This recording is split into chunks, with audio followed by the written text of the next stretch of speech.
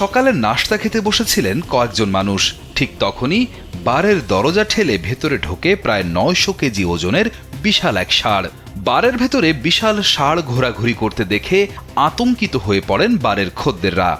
ঘটনাটি ঘটেছে স্পেনের গিরোনা প্রদেশের রিবেস দে ফ্রেসার এলাকার বারগুসিতে।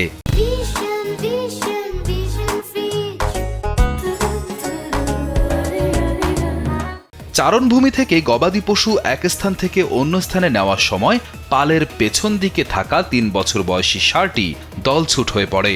অন্য গরুদের গলায় ঘণ্টার শব্দ অনুসরণ করতে গিয়ে পথ ভুলে সোজা বারের ভেতরে ঢুকে পড়ে সে। সিসিটিভি ফুটেজে দেখা যায় টেবিলগুলোর ফাঁক দিয়ে হেঁটে ষাঁড়টি বারের ভেতরে এগোতে থাকে। ওই সময় সেখানে ২০ জন ক্রেতা উপস্থিত ছিলেন। পেছনের দিকে দাঁড়িয়ে থাকা এক প্রবীণ দম্পতির ঠিক কাছে চলে যায় বিশালাকার প্রাণীটি।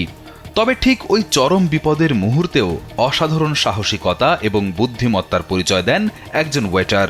কোনো চিৎকার না করে অত্যন্ত শান্তভাবে ষাঁড়টির দিকে এগিয়ে যান তিনি, নিজের হাতের ইশারায় এবং কৌশলে সেটিকে ধীরে ধীরে পেছনের পথ দেখিয়ে বাইরে বের করে নিয়ে আসেন। মাত্র ২০ থেকে ৩০ সেকেন্ডের সেই উত্তেজনাকর সময়ে বারে উপস্থিত সবাই আতঙ্কিত হয়ে পড়ে।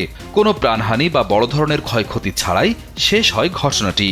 প্রাণীটি কাউকে আঘাত করেনি এবং কোনো জিনিসপত্র ভাঙচুর করেনি। নিরাপদেই সেটিকে বাইরে ফিরিয়ে নিয়ে আসা হয়।